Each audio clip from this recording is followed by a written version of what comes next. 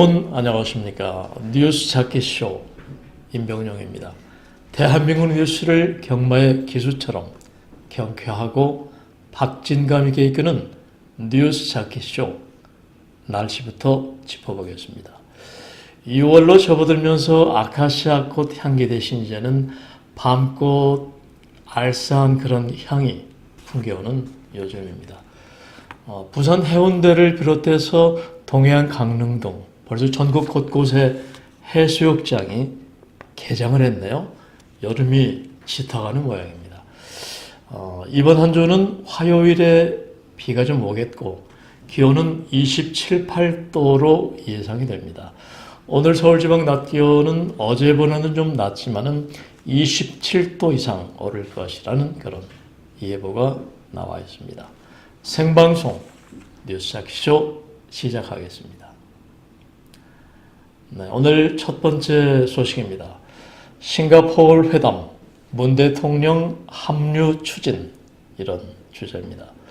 문재인 대통령이 북미 정상회담이 열리는 싱가포르에 합류해서 트럼프 미 대통령, 김정은 북한 국무위원장과 함께 한반도 종전선언을 하는 방안을 적극 추진하고 있다고 워싱턴과 또 싱가포르 고위 소식통이 전했습니다.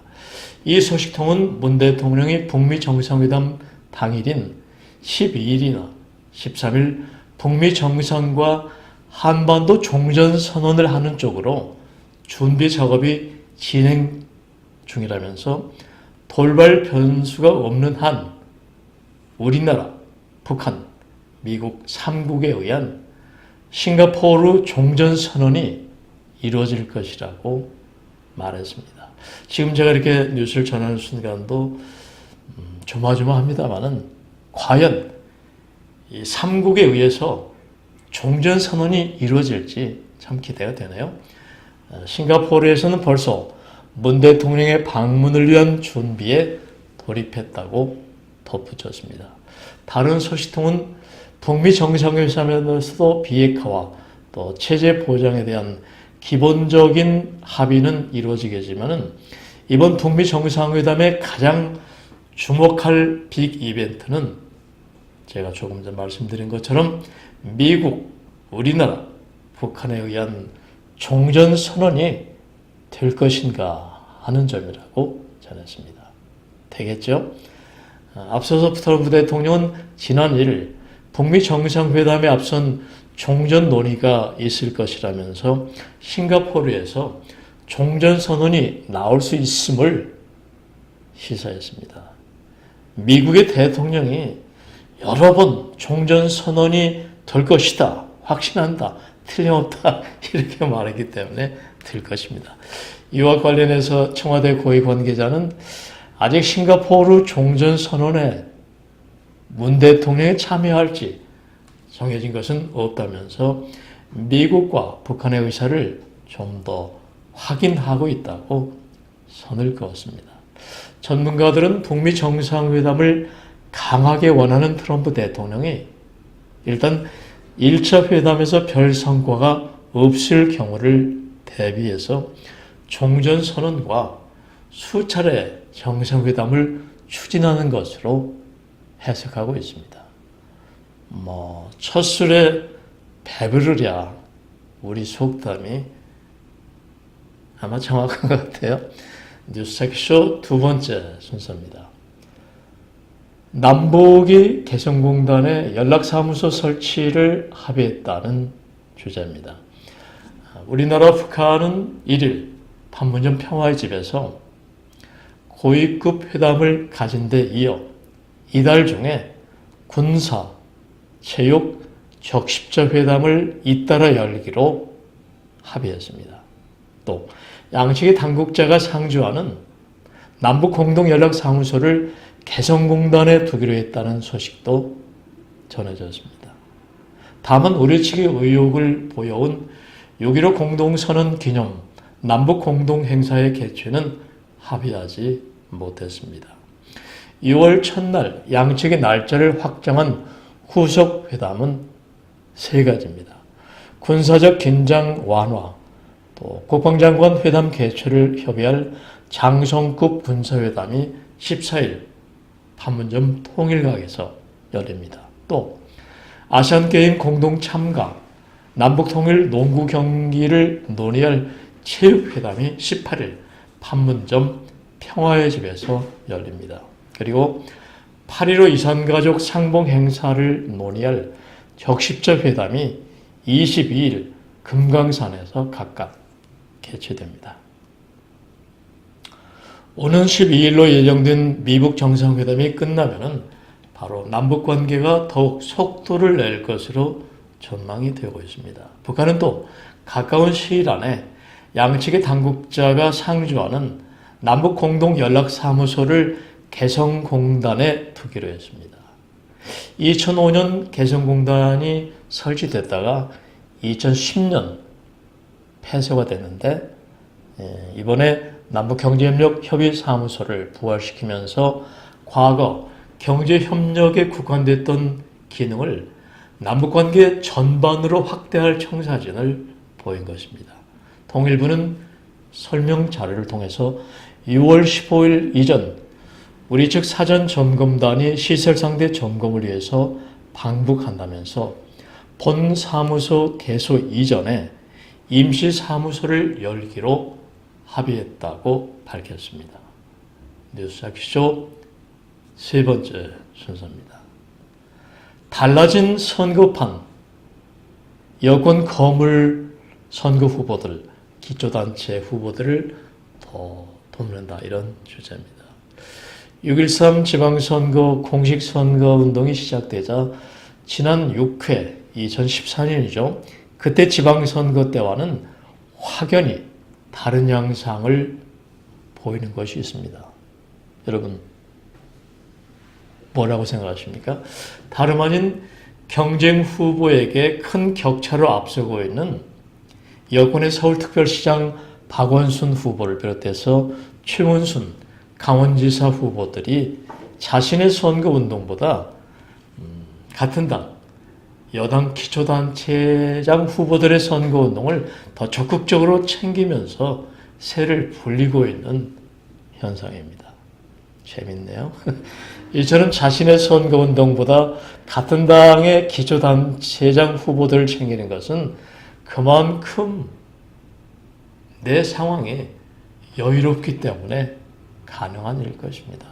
나도 각축을 벌이면서 밀고 당기는 싸움을 하는데 뭐 같은 당 기초단체, 광역단체, 기초위원들 돕겠습니까? 지금 여권의 후보들이 야당 후보들에게 상당히 앞서는 그런 여권 거물 후보들이 이제 자신만만하게 나는 됐다, 그렇게 성급하게 생각할 리는 아닙니다만 그러면서 같은 당 후보를 돕는다는 그런 얘기입니다.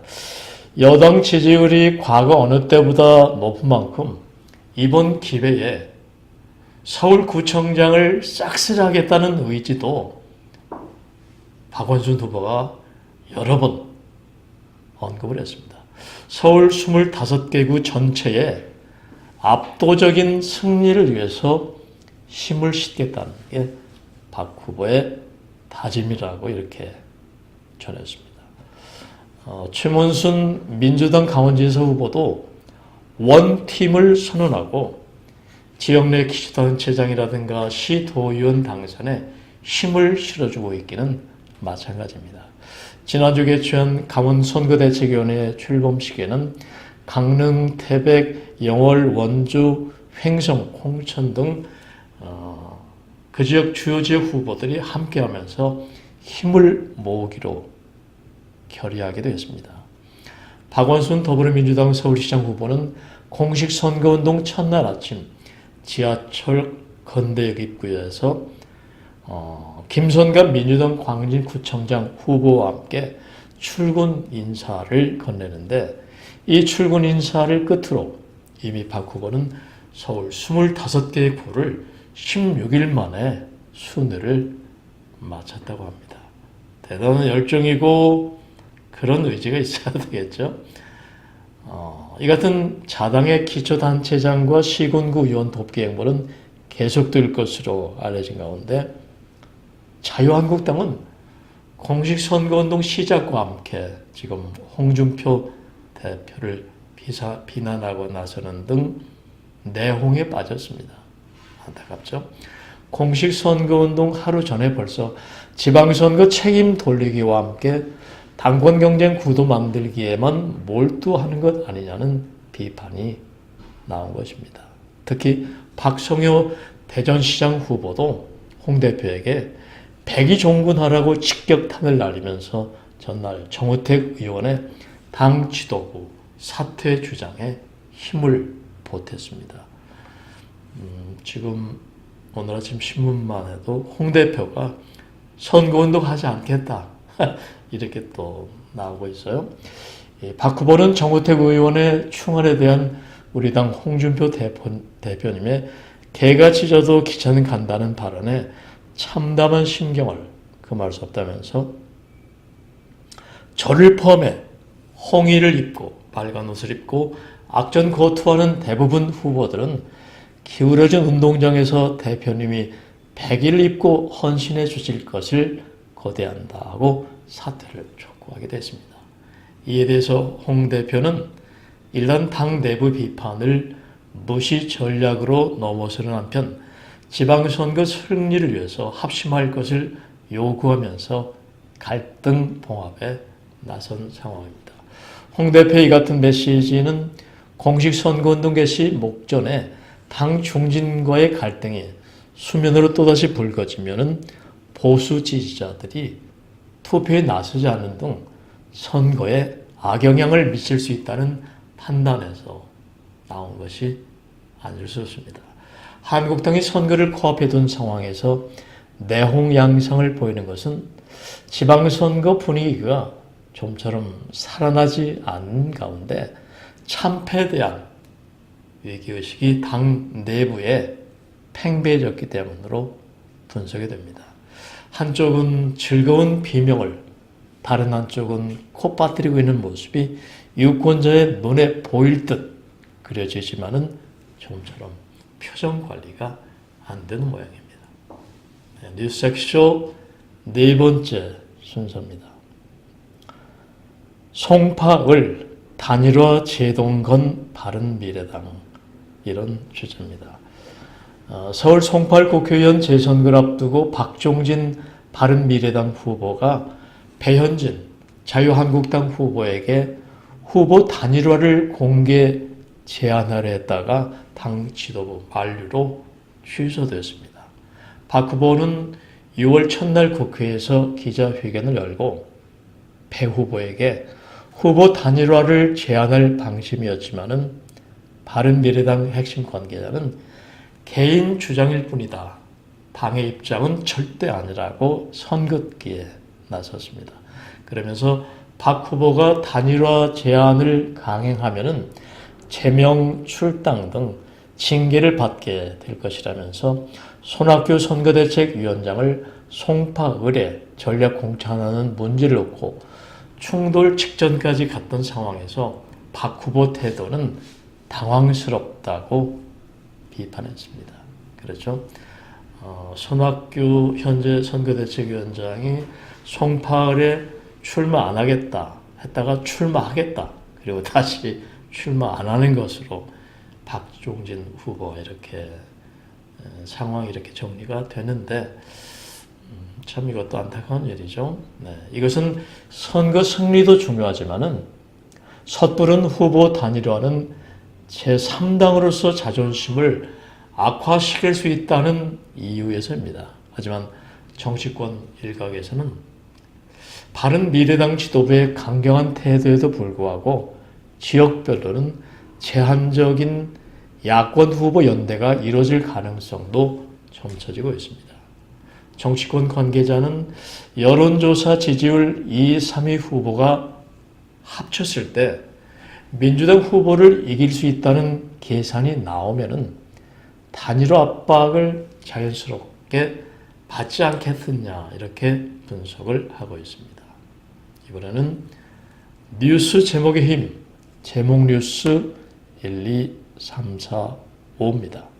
먼저 양승태, 재판 거래, 꿈도 못 꿀 일이다.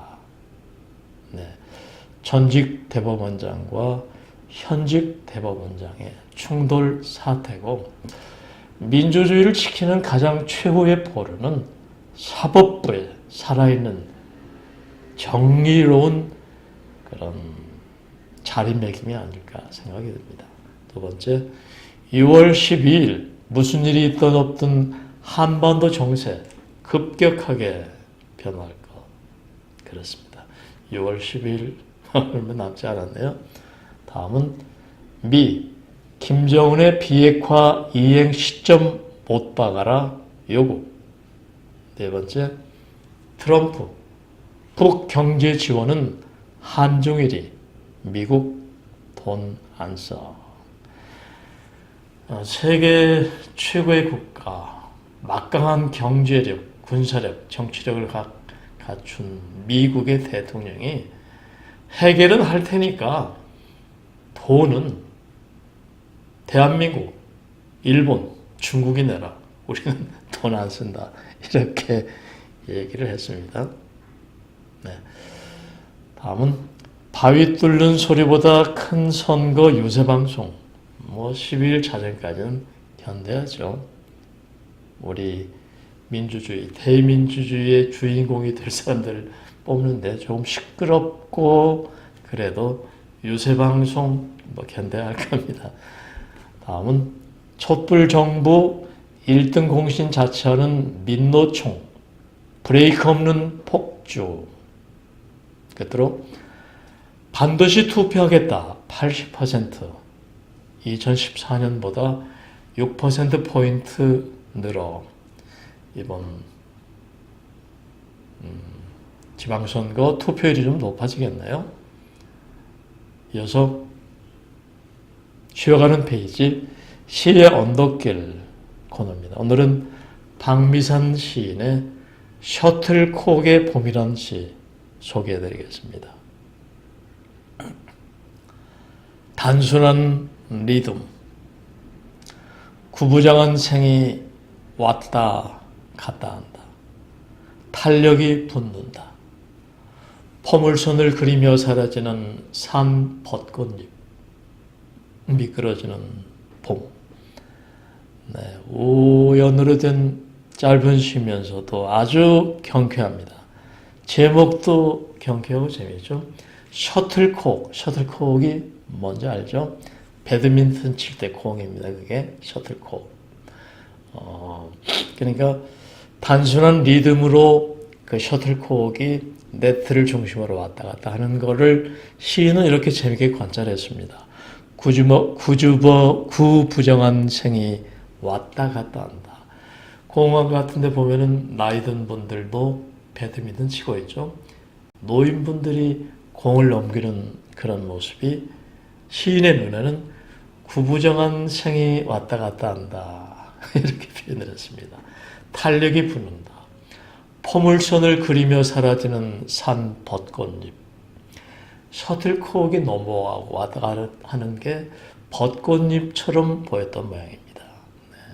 시연덕길 오늘은 박미선 시인의 셔틀콕의 봄이라는 시 소개해드렸습니다. 이번에는 생활뉴스 두 가지입니다. 먼저 밥상물가 고공행진 채소값 13% 껑충. 네.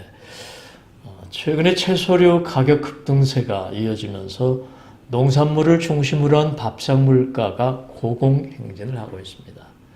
통계청이 6월 첫 주 발표한 소비자 물가 동향을 보면은 지난달 소비자 물가 지수는 1년 전보다 1.5% 상승했습니다. 특히 채소류 가격이 13.5% 올라서 작년 8월 22.5%를 기록한 뒤에 가장 큰 폭의 상승률을 보였습니다.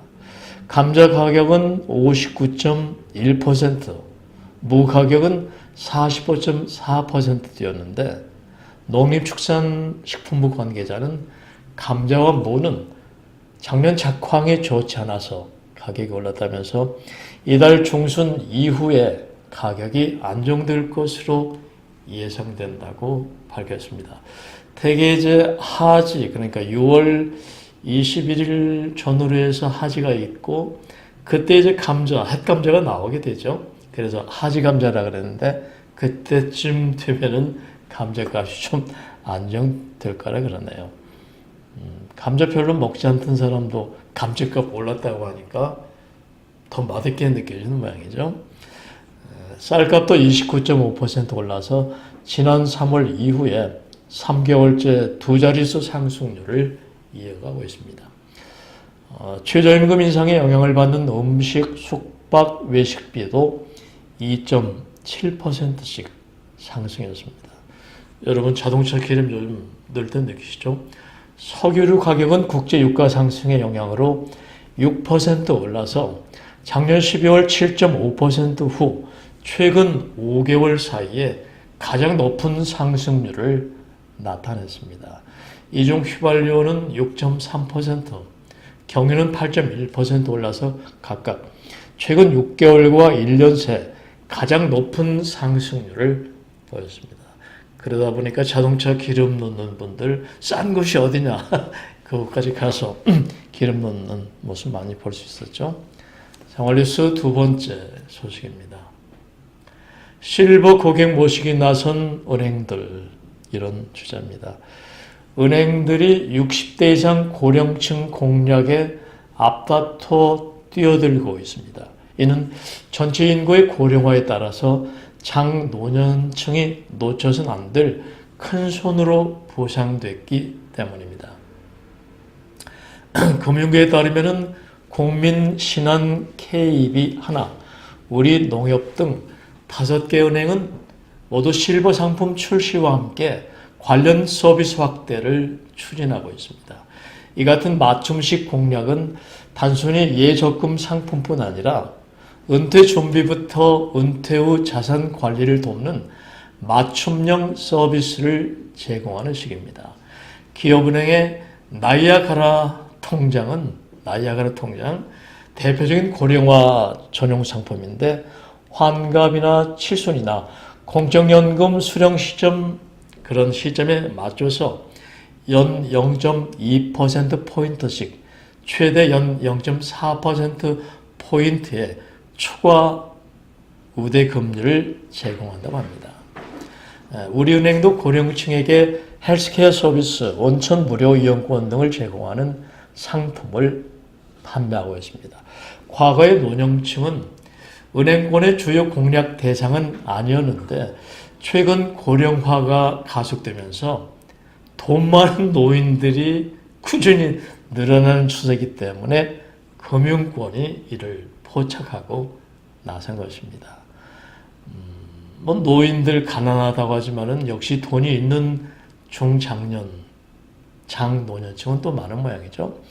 농협은행 관계자는 2020년부터는 고령인구 증가가 가속화될 전망이어서 그 영향력은 더욱 커질 것이라면서 고령층을 겨냥한 다양한 상품, 서비스 경쟁력이 실적에서 중요한 부분을 차지하는 시대가 올 것이라고 말했습니다. 뉴스 아키쇼 이제 마무리 순서입니다. 개구리 울음소리는 자연의 축복이다라고 말한 원로학자가 있습니다. 여러분 개구리 울음소리 요즘 들어보셨죠? 이제 뭐 서울 근교나 조그만 농가 쪽으로 나가도 합창하듯 구성지게 되는 개구리 노래소리를 쉽게 들을 수 있는 초여름입니다. 그만큼 자연 생태계가 건강하다는 증거입니다. 하지만 최근 농가에서 농약을 너무 많이 쓰다 보니까 개구리 개체 수도 줄어들고 있다고 하네요. 자연과 가까울수록 우리 인간은 더욱 건강해진다는 사실 잊지 말아야겠습니다. 생방송 뉴스쇼 지금까지 편집국장 임병용이었습니다. 감사합니다.